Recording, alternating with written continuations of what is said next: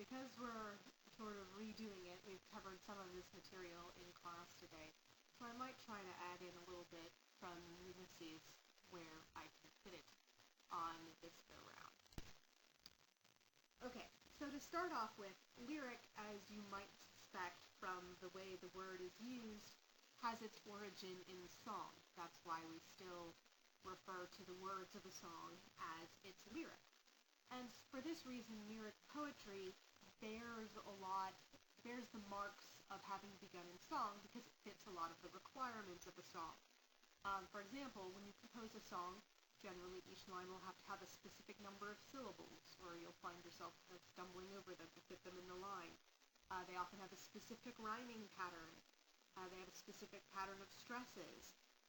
All of these things are the characteristics of actual songs that people sing. And the other quality of songs is they just don't go on that long. People's attention spans and musical ability generally doesn't go on for, more than a few stanzas at a time.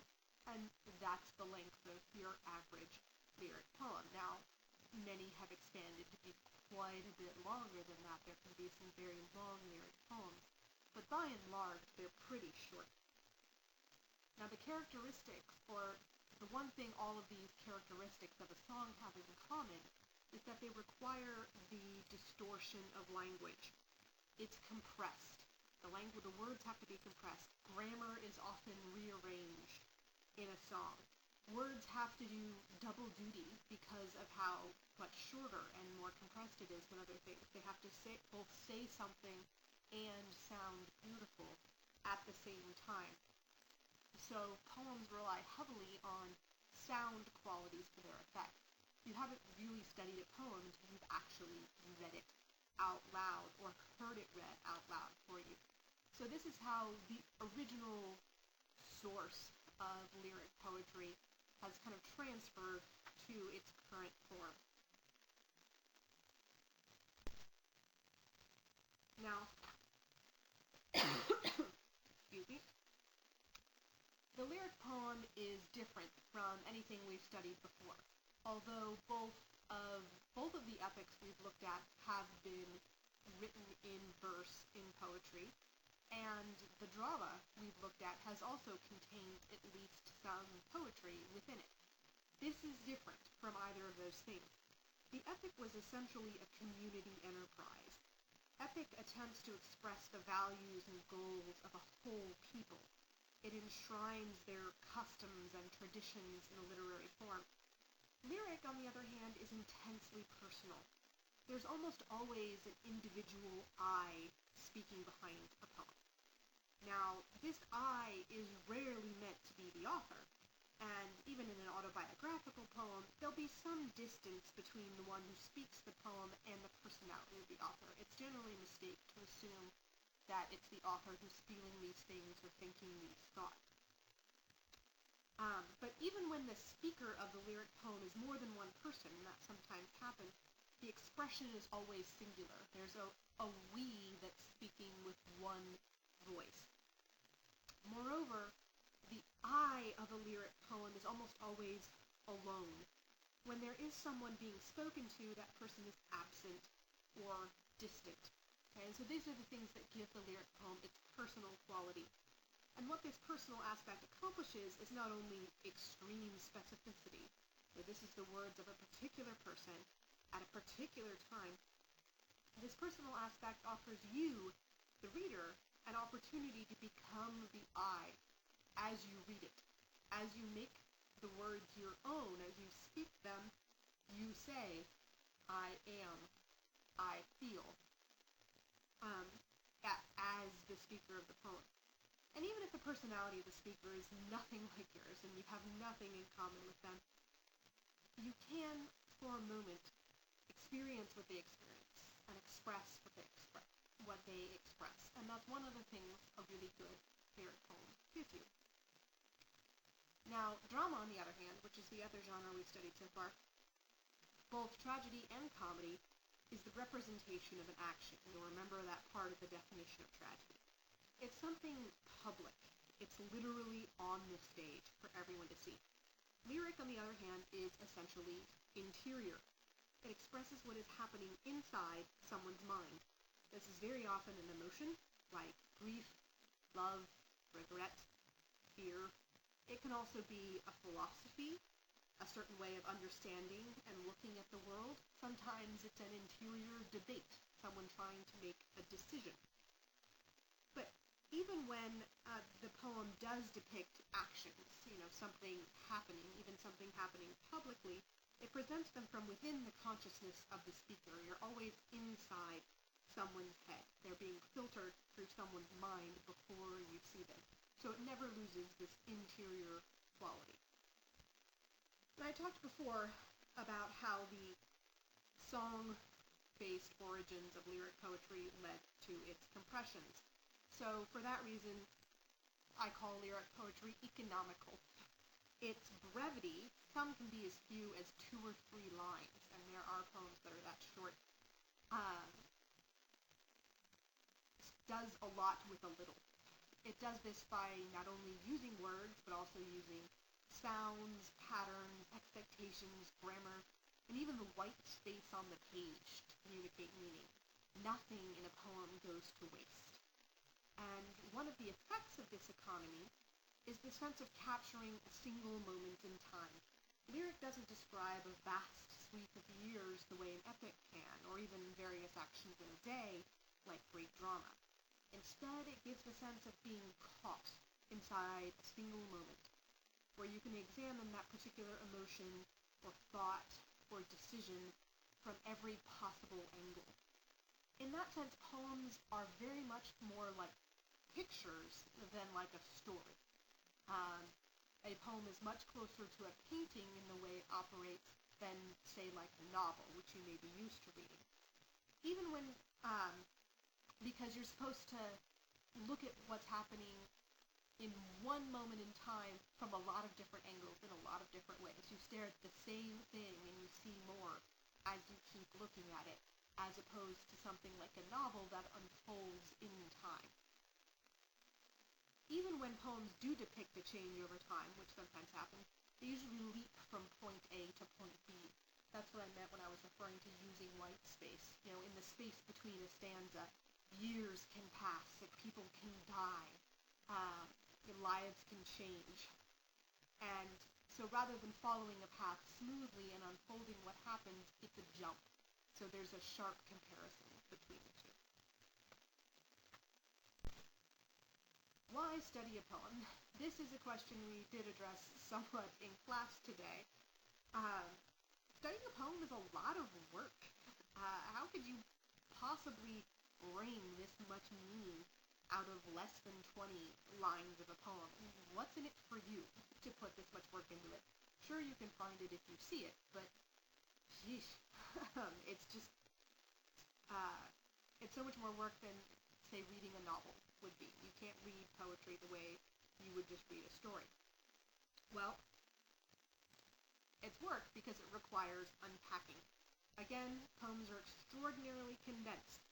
Their words have to do more than just explain something for you. A single word can be functioning on 3 or 4 different levels at once. It can have a grammatical significance, a significance in the rhyme scheme. It can be a repeated word that appears more than once. It can be part of a simile or metaphor, and all of these things are happening with the same word at the same time.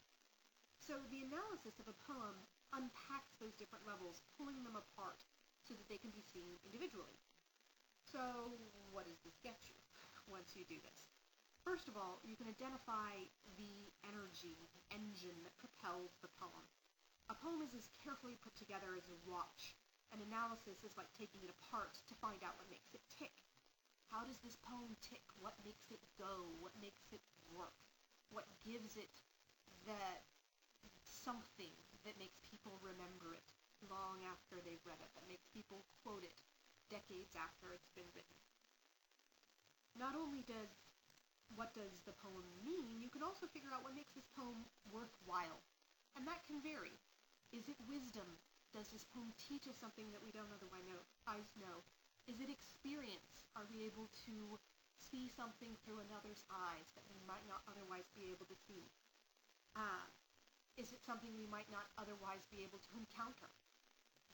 Analysis helps you identify the source of the wit, the poignancy, or the pleasure of a particular poem, and it comes from different sources in all of these different poems.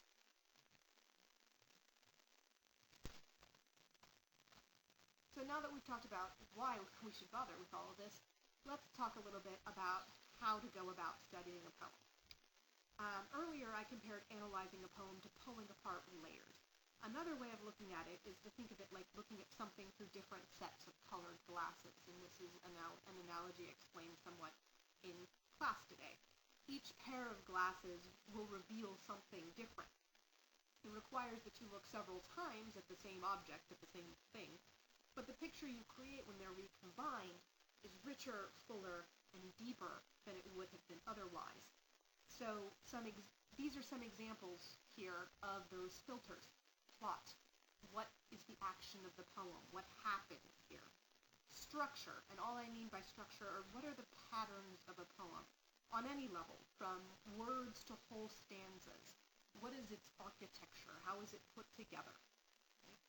Sound, language, imagery, all of these things are different filters through which we can look at and read a specific poem. And that's what these steps we're going to go through next are, is these filters turned into a series of questions you can ask about a specific poem. And not every question is going to be fruitful for every poem. This is also something I explained in class. Sometimes some poems just aren't going to have any terribly interesting images. Some poems are not going to have any sort of change over the course of the poem. Not everything is going to have something, every category is going to have something momentous in it. And sometimes you won't be able to fit in everything that you notice. I noticed this is unusual, but I can't make it fit in with any of the trends or the themes that I seem to be picking up on. And that's fine. You might just have to let it go for this time around. So this is Helen. We talked about it a lot in class, so I'm going to spare you a specific reading of it. But that's the poem I'm going to be looking at here, and maybe I'll throw in some Ulysses just to vary things up. The first step in dealing with any poem is paraphrase. You need to figure out what it's actually saying. And the best way to do this is to figure out what would the poem say if it were in regular prose. And the easiest way to do this is first identify the sentence breaks, which can sometimes coincide with stanzas and the ends of lines. Sometimes they go on for a surprisingly long time, which you don't notice until you start looking for them. A lot of times the grammar in a poem will be rearranged or put in unusual places. So arrange the word order to a normal speaking order and see what you get. And of course define unfamiliar words, or possibly allusions. If you don't know what something is, look it up, and that might help clarify things a lot. An example for Helen, if you don't know who Helen is, you're going to be kind of up a creek for what this poem is about. So here's a possible paraphrase of Helen in normal language. Everyone in Greece hates Helen's beauty. They also hate her smile, especially when it seems to remember her past. No one is impressed by her beauty, even though she's the daughter of a god. However, they might love her if she were laid on her funeral pyre. This is pretty easy because Helen is pretty straightforward, it's short, it uses very simple diction. It's not always going to be this easy, but the more difficult it is, the more helpful paraphrase can be.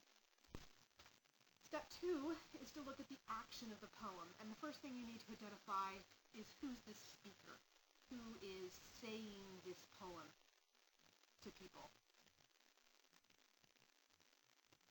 What do we know about this person's life or personality?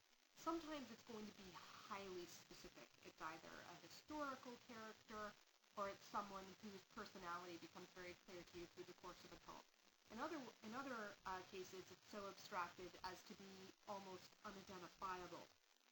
And that's pretty close to the case of Helen, although not completely. And in fact, that's one of the differences we have between Helen and Ulysses. The next thing to consider is the occasion. In essence, this is sort of the setting of the poem. What has happened to prompt this poem? A lot of times, it can be something like the death of a child, perhaps. Um, and the poem is the result of that. So it isn't necessarily what it's about, but what has happened that is causing it. Um, so a poem is often the result of some kind of interruption or disturbance in everyday life. What is that disturbance that has caused this poem to be spoken? And who is addressed? Sometimes there is an implied audience. Sometimes there's a very specific audience. It's meant to be addressed to some silent onlooker. And sometimes there isn't a specific addressee. And finally, the plot. What happens in the poem? Sometimes the answer is basically nothing, and sometimes the answer is quite a lot. So it's just going to vary based on the poem. In Helen, the speaker is some anonymous Greek. It's possibly somebody who's been injured by the Trojan War, but possibly not. It could be, as someone pointed out in class today, an onlooker who is observing this kind of silent conflict between Helen and the rest of the Greeks from the outside. What's the occasion? Well, it's the sight of Helen, the most beautiful woman in the world. And it's an occasion that has prompted quite a few poems. There's actually a lot of poems written about Helen from all different time periods. And as for what happens in the poem, not a lot, except for an expression of hatred. Now, if you look at Ulysses, the speaker is obviously highly specific. It's meant to be Ulysses, Odysseus, so he's a man with a specific history and a specific set of characteristics that we know about. He's got a wife and a son that he mentions. He's got a job. He's the king of Ithaca. All of these things matter to the poem. Although in this particular case, this Ulysses, this Odysseus, is not the same in character as the one we see in the Odyssey. And in fact, this poem is based on a later myth that Odysseus sailed beyond the Pillars of Hercules, which is in essence the Straits of Gibraltar, out of the Mediterranean into the Atlantic Sea, the Atlantic Ocean, and basically out of the known world. Of course, for the Greeks, the Mediterranean was the sea. That's all there was. And outside of those Pillars of Hercules was chaos. Who knew what we got there? So there was a story that was picked up on, first by Dante, actually, who put Ulysses, surprisingly, in the 8th circle of hell. He meets Dante and talks to him about the final voyage. And it's probably this tradition of Ulysses that Tennyson is picking up on. And the occasion for this poem is it's dusk one evening, and Ulysses is clearly just tired. He's tired of Ithaca, he's tired of his family, he's tired of the people who live there, and he wants to leave. And he's trying to persuade his mariners to leave with him. So structure, as I mentioned before, is just looking for the basic underlying patterns in a poem that give it its bones, so to speak. So the first thing we're going to look for are the divisions in the poem. Now, the most obvious divisions in any poem are its stanzas, and a stanza is a group of lines separated from the other by white space. And stanza, this term comes from the Italian word for rooms, so it's like the poem has been broken up into little rooms. So the questions you need to ask yourself is how many parts are there? Where do the breaks come? And if you can locate it, see if you can find a climax of the poem. Is there a point it builds to throughout? Now, not all poems have stanzas, and in those cases you'll need to look a little bit more closely to see where the shifts come, where things change. And then you can look for other changes besides those basic divisions. Look for changes in grammatical form. Do they switch from questions to statements or vice versa? Do they switch the kind of sentences they use? Do they switch address? Do they switch the person they're talking to? Do they switch agency? So is the person who's acting somehow different, or do they start acting differently? Is the subject different? Do they start talking about something else? And finally, is the tone different? And the tone is the attitude of the speaker towards the subject. So is there a point at which the attitude seems to change, the mood or the feeling? Now in Helen, we've got 3 clear stanzas, 1 sentence for each stanza, and there's a clear climax in the last 3 lines. Ulysses doesn't have stanzas, but it still has this basic backbone, these basic sections that we talk about with all of these poems. Now it's got kind of one big break in the middle, and in some versions of the poem it's kind of indented there, where it says, "This is my son, mine own Telemachus." Okay, that's a clear break in the poem because he's turning and looking at his son, or considering his son, in a way that he hadn't before. He's getting to a more specific audience. But even before that, there's kind of a big break there. Before that point in the poem, first he talks about what he has done, his accomplishments in all of his wanderings. And then he switches, if I can find the spot in that particular poem, which I might not be able to do. Let's see. Where's my stuff? Well, I can't find Ulysses right now. But he switches from what he has done to what he wants to do. And when he's done describing that, he kind of reaches a climax there, to follow knowledge like a sinking star beyond the utmost bound of human thought. There's a big break. And that's where he gets, "This is my son, mine own Telemachus." So he then describes, in essence, an alternative to what he's not going to do, what he doesn't want to do, what Telemachus is going to do for him. And then at the last section of the poem is an address to his mariners. It's, in essence, an encouraging speech. It's meant to give them a pep talk for the last great effort. So there are 4 divisions, kind of divided into 2 parts in the first half and the second half. The first half deals with what he has done, what he's going to do. The second half deals with what he's leaving behind, Telemachus and the island, and where he wants to go, his address to the mariners. So Ulysses, even though it doesn't have stanzas, still has this sort of underlying structure. Now the last stanza, going back to Helen, has a shift in tone.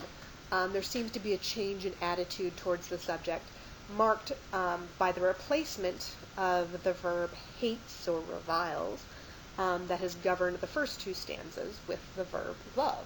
It's opposite. Something is changing in that last stanza.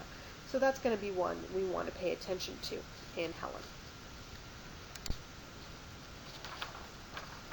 Now we talked about meter in terms of Shakespeare. So you've already heard about kind of how to scan meter, what it looks like when you do that, what blank verse looks like. So when you look at the meter of a poem, you're looking for its basic underlying rhythm, how its words are arranged into a sort of beat pattern.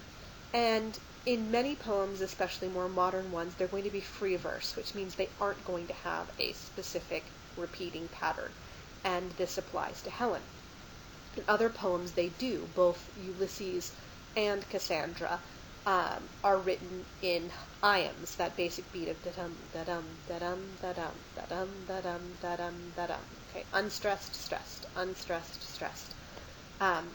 That unstressed, stressed rhythm is what we call iambic.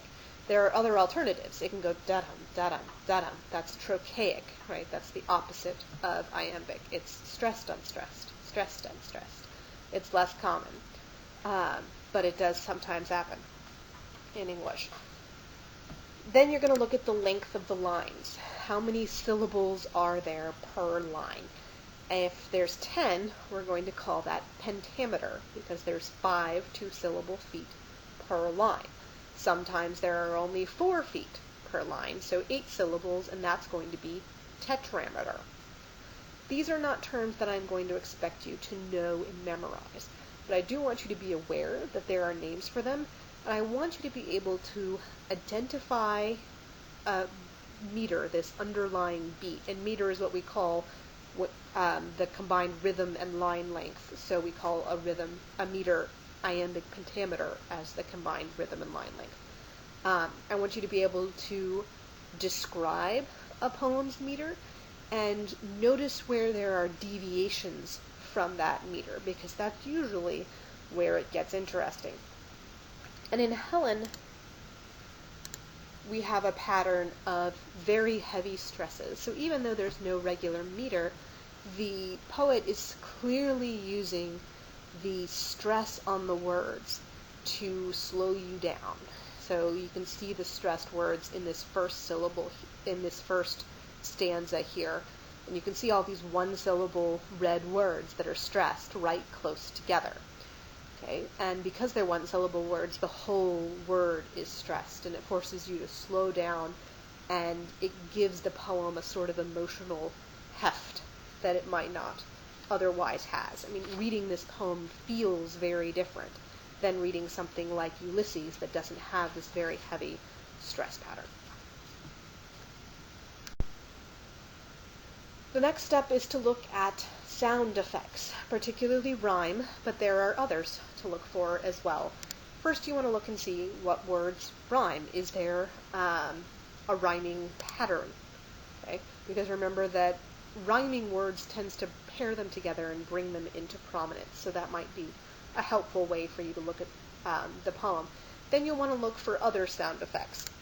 Specifically, are there any repeated vowel sounds, which would be assonance, or consonant sounds, which would be alliteration, which we've noticed and discussed before.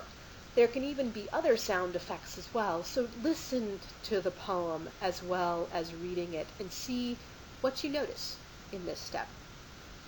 So, in Helen, we have these rhyming pairs: hates and face, stands and hands, reviles and smiles, still and ills, unmoved and love, which is a close rhyme but not an exact rhyme, and made and laid. There's no specific rhyme pattern, but there are always two pairs, rhyming pairs per stanza, and it's always the first two lines that rhyme. As far as repeated vowel and consonant sounds, there seems to be a sort of repeated S in that first stanza, that wh or w sound in the second stanza, and there are a lot of long vowels in the third stanza. As far as Ulysses goes, I just love the sound of that line, "the lights begin to twinkle from the rocks." I don't even know what to call that sound effect, but it sounds like twinkling somehow with your voice, and it's just a very effective moment of the arrangement of words to sound pleasant in poetry, if you ask me.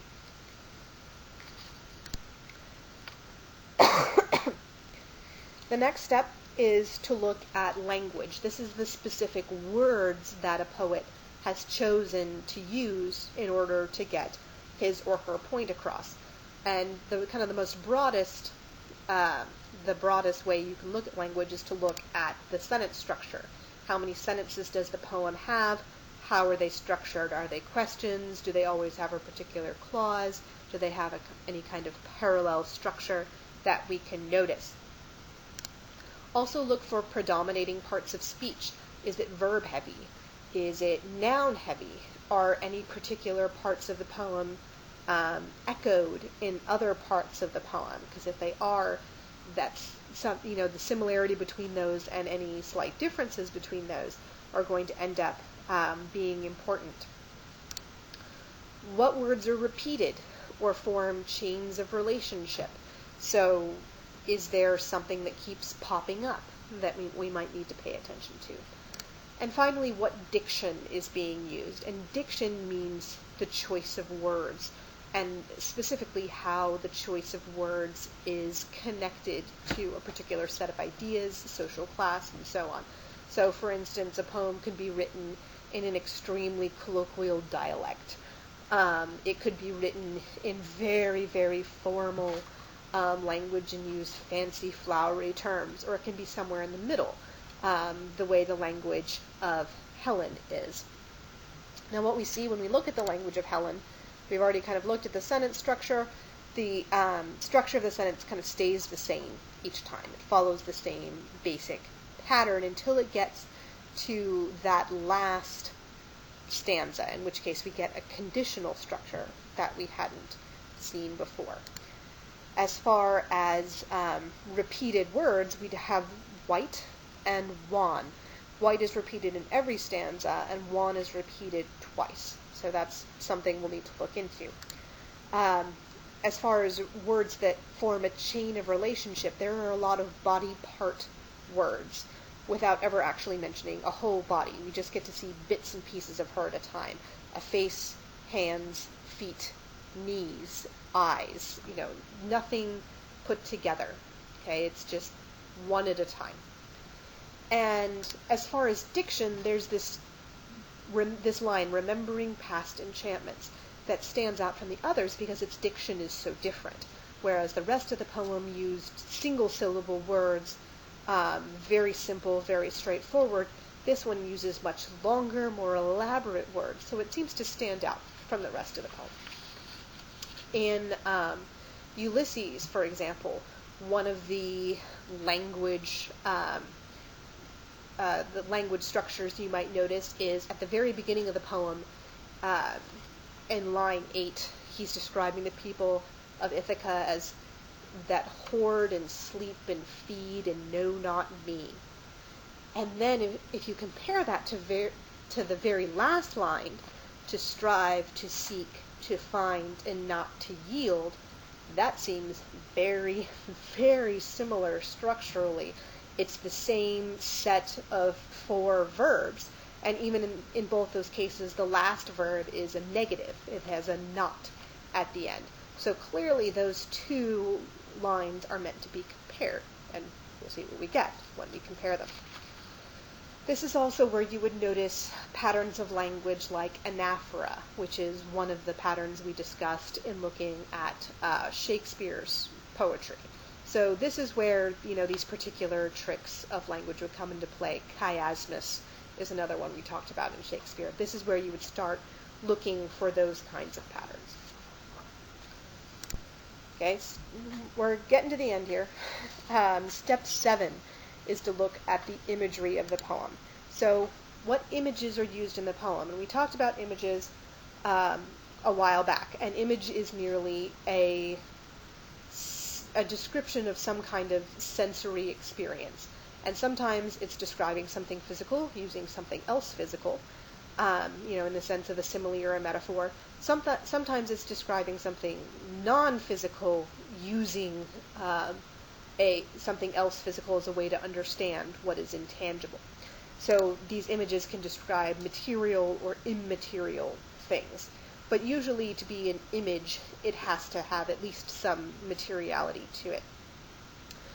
What is normally associated with the items in these images? And is that what associated with them in this poem, or is there some kind of unexpected change? Like in Cassandra, for example, she uses an image of a shrieking heaven, which is unusual, especially since it's contrasted with the dumb earth for being associated with a woman as opposed to a man. Is there a kind of progression or connection between the images? Is there are there multiple images for the same thing? So we gradually tweak the way we're supposed to look at an object or an idea by changing images. Or are different things linked together by using the same image to describe them? And then just look for something unusual or striking. What's different? What makes this image catch your attention? Where is evidence of the poet's imagination at work? And in Helen, some of the images we have is one of the most interesting ones is that luster as of olives that's on her face. The repeated image of a white face and white hands. An image of still eyes, cool feet, slenderest knees, white ash, and funereal cypresses. You can consider those last two as functioning together. They're meant to be a pair. They're all describing a physical person, whether alive or dead. They're all meant to be physical images of a physical body. Olives, as far as associations, are associated with a sacred oil. So both a religious association, anointing. It's also associated with beauty and with value. Olive oil was in essence like a currency in ancient Greece because it was so useful in so many different ways. White, the color white, is associated with purity, illness, and death, and we talked enough about the reasons for that in class. All these images are describing the same person, except the last, if you count the funereal cypresses as a separate piece. And one thing that's striking, one thing that connects them, is this image, this stillness, this absence of motion. None of these things move at all; they just are, which is unusual for a person who is alive and active. As far as what's unusual or striking about them is this pairing of the cool feet and slenderous knees, and we talked about this in class today. Like the slender wrist, that's superlative there stands out because everything else is just a simple adjective: white, still, cool. But her knees are slenderest. Why? That's something we would have to think about, and there might be an answer for. Okay, this is the last step. These are some other questions that might get you somewhere in a poem that don't really fit into any other category. Stepping back a bit, so what is new? What is striking? What is imaginative about this poem? What makes it interesting? Just think about that. Why is this poem, does this poem stand out in any way? And it's also useful to think about whether this poem belongs to a particular genre. Now, at your age and your place in your education, you may or may not know a lot about poetic genres, so you may not recognize them. But there are two basic kinds. One is poetic form, in which case the structure of a poem is dictated by what kind of poem it is. And the most common example of this is a sonnet, although there are lots of other kinds. And the second kind of poetic genre has to do with subject. So, for example, there's a genre of poem known as the elegy, and that's a lament for someone who has died. And sometimes these poetic genres can get highly specific. For example, an Obaid is a poem to the dawn. An epithalamion, which is a mouthful, but that's the poem on the occasion, and a poem on the occasion of a wedding.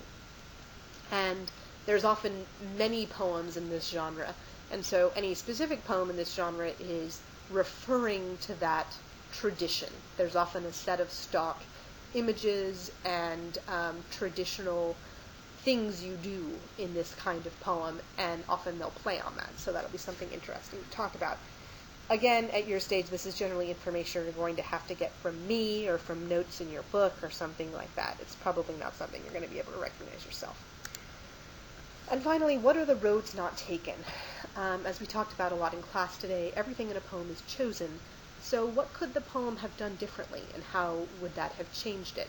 That might help illuminate for you why it is the way it is. In regards to Helen, there's this stillness that's as a response to beauty, and yet there's a certain fieriness at the back of it. At first it's the metaphorical fieriness and the intensity of their hate, and then it sort of explodes into the literal fire of a funeral pyre at the end. That's one thing I seem to notice as unusual in this poem about Helen. And it belongs to a genre of sort of classical allusion, a reworking of classical myths. Obviously, Cassandra and Ulysses belong to this genre as well. Ulysses also belongs to a semi-formal genre of the dramatic monologue. So it's someone specific speaking for an extended period of time to a sort of implied audience. So it's a lot like a monologue in a play, for example, or a soliloquy. It has that sort of pattern or feel to it.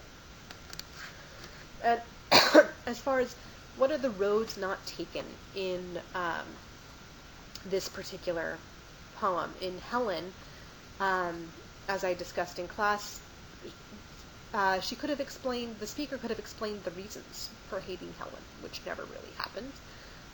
The hate could have been saved for the end as a sort of surprise. Instead, it's not a surprise at all. It comes in the very first line.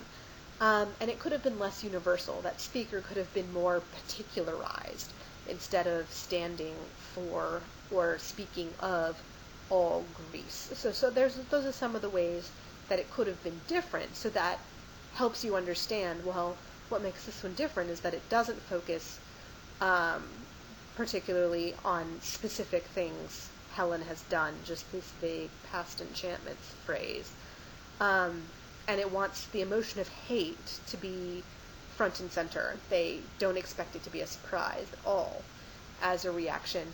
And it's meant to be not a story of a single person. It's meant to be kind of speaking for a whole people in a way. And we understand that by looking at these other questions. So these are the steps that you can follow in taking a look at a poem. Now, as part of your homework, I'm going to ask you to start working with these steps in some other poems. I want you to take another look at Ulysses as well. I generally only picked out a few steps for you, mainly because it would be a lot of work to go through all of these. But it might not be a bad idea just to take a quick stop at all of them. But focus on some in particular, and that's going to be the focus of our discussion in class in 2 weeks. So have a happy Thanksgiving, everyone.